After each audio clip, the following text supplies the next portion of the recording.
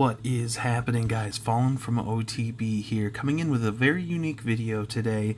There has been a lot of talk within the clan, even amongst the community, about the best choices for hero equipment. What do we want to prioritize to upgrade? What do we want to use in which scenario? So, with the release today of the Ice Arrow, legendary equipment for the Queen, I did have a chance to test out its ability on a higher level, or more of an endgame view, and we'll go over that here shortly. So when you ask that question, what is going to be our top priority for an upgrade, I'm going to just give my opinion, and this is just based on a lot of attacks that I've been doing and using all this different type of equipment, and let's kind of jump into this. So with the King, there's a couple arguments here. First of all, in my opinion, the Giant Gauntlet is going to be probably the most important upgrade of any, honestly, of any hero equipment. Essentially, because we're not only focusing on the AoE damage, which is great, the ability to pound on a wall and hitting defenses behind that's fantastic as well. But when we're looking at that incoming damage reduction, that is, over half at this level. Of course, it's pretty juiced up here, but let's say around that 50% damage reduction. That means that King is able to tank like a beast throughout this period of time. One downside to this is I have noticed that a lot of enemy clan castles have been chocked full of ice golems. So as ice golems are hitting, you're taking down up to 3 of them at a time. That can be very problematic, because that can be the full duration. If you need to pop your King ability, that can be the full duration that the King would be gaining from the equipment. So I think the Ice Golems are the best counter for this, really, overall. However, on a typical usage viewpoint, I would say that this is probably the best hero equipment available in the game right now. Undeniably, I would say to get that up as quickly as possible. So what do we run with that? So you can get into a couple different theories here. A lot of people have a lot of love for the Vamp Stash. I think the really cool thing is it just has a passive ability of healing per hit, which is actually pretty good. Essentially, you're able to tank almost 1 defense at any time, as you can see in that video, in the little show there. The King is tanking everything, 1 hit at a time, granted. We're not talking about very heavy stuff, but that's a fantastic passive ability. A little bit of a DPS and attack speed increase as well with that. So in retrospect, we look at something like the Rage Vial. So in my opinion, using the Rage Vial, which came automatic with the King through all of these years, I find that to be just so important, because when the King is going very slow, let's say you have a Vamp Stash mixed with the Gauntlets, you run into an issue, the King moving so entirely slow. Also, if there's a need for the pathing to help your troops out, sometimes that can take a lot longer than expected. We're just moving very slowly with that. That's just kind of the bummer. Is I like to use the Rage with the Gauntlets because it speeds things up, and so if a single target Inferno locks onto the King or the Monolith, you could be in deep trouble, because even the Vamp Stash is not going to be able to heal through both of those defenses, and King is still going to be moving very slowly. So I do love the pairing of the Gauntlets and the Rage Vial. I do find the Gauntlets to be the most important upgrade, at least for King, if not in the game entirely. Let's jump on to Queen here. So this is very interesting, because I knew with the release of the Frozen Arrow, I knew that it wasn't going to be as good or special as what you would imagine a legendary piece of gear is going to be. However, I would absolutely recommend this being a top upgrade for the Queen if you are someone who uses Queen Watts often. When you're able to focus on individual defenses with healing support, that's fantastic. The one downside to this is there is no health increase, just a little bit of a DPS increase on the Queen. As you go up the slow duration, it goes up to a higher percentage, which is really awesome. That's a lot of help. If Queen is attacking a town hall, that's great. Inferno Towers, Monoliths, things like that, you might not need to burn a spell to cover for those situations. However, Queen by herself, there's no additional healing. It's really not providing any damage increase. Now, it is preventing damage from happening to the Queen, but it's just not as powerful as you would want it to be, especially when Queen is going off on her own. Not to mention, Queen can walk through poisons and the Town Hall explosion and poison and die because there really is no major gain for that. With the Queen, I think the Invisibility Vial is a must no matter what decision you run with going down the road. Once defenses lock onto the Queen, she is way too squishy to be able to tank on her own.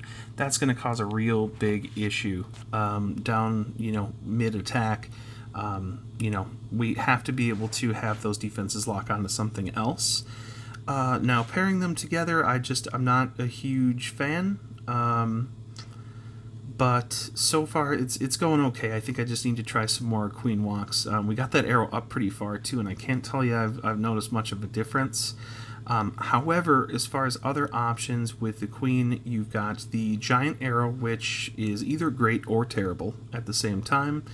It can be a little bit scary because shooting that giant arrow means that you have to use your ability to shoot it, meaning that you either have to strategically place that arrow to take out certain defenses, or you're going to be using it later in the attack where the Queen could be hitting some outside defense and that arrow just shoots off and hits nothing. So, and you don't want to waste the ability because, she'd be going invisible, and then you've wasted your ability and she will die shortly after that. So I do find a decent review for the giant arrow, but at the end of the day, it's a little minor hit point increase, sure, a little DPS, but it's just I just don't think it's going to be as useful every time.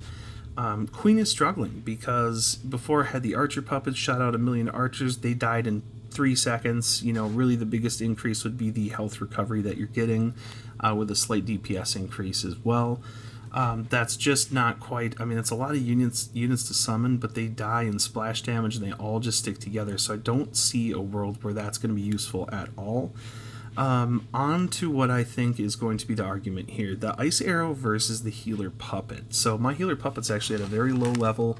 I planned on leveling it up prior, but I knew that this event was coming, so I wanted to hang on to as much points or currency as possible. The thing about the healer puppet is I do enjoy it. I think it's probably the best just to run with right now as a default if you can get that extra leveled up or whatever, because it is nice to be able to get a few healers on the Queen. However, I have found time and time again that those healers will pop somewhere around the Town Hall or somewhere where there's a huge amount of damage in the middle of the base, and then they will trigger air traps. So either air traps like black balloons or red balloons that will kill them, or it will target the other traps at the worst times because you're trying to kill a Town Hall or something heavy, and then they will target the traps of which the Queen will get distracted, then have to kill those, like the skeleton traps, for example. So I've also been saved a few times from the healer, so it's really hard to tell. But to be completely honest, as much as I hated it before and was really looking forward to this ice arrow, I'm thinking that that this just might need to be the default go-to, the healer puppet, as much as it hurts to say that. So anyways, we move on to the Grand Warden, so probably our favorite of all because of the different options. So this is all depending on which attack you're going to use. That's going to determine the success here. Eternal Tome I find to be the best thing by far. We don't want to touch that. We want that ability leveled up and out. So that's all you can really expect there. Eternal Tome is going to be very important to upgrade earlier than later. You're getting 0.5 seconds, but it's 0.5 seconds of less damage. So, you know, when your troops get stuck on the town hall and it's not going down or something's delayed, that could make that difference to avoid the town hall explosion. On to the fun part. So my favorite in the world is going to be the Healing Tome. We have that maxed here. Huge hit point increase. It's just like a 20-some second heal, 25-second heal on all of your troops inside the aura. And just, I mean, you can see all the benefits from that come with that, and the hero boost involved. This is proving to be the #1 option for the Root Riders. So Root Riders are going to be using this way more often than not. We'll get around to other options here later, but the heal is going to be your top priority for the Root Riders. Now, Root Riders are not going to live forever.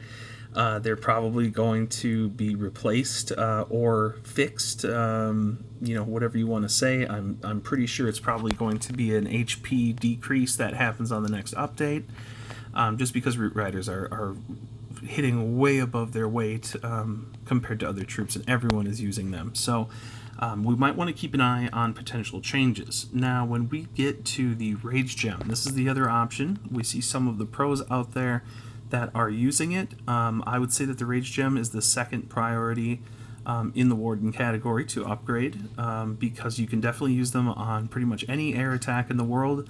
I've seen them used on Warden walks to help the Warden kind of get started and things like that. And then I've also seen them used on things like Super Bowlers, or I've even seen them with you know, just different various troops that can benefit with that little bit of extra damage, like Root Riders and things like that. It does work.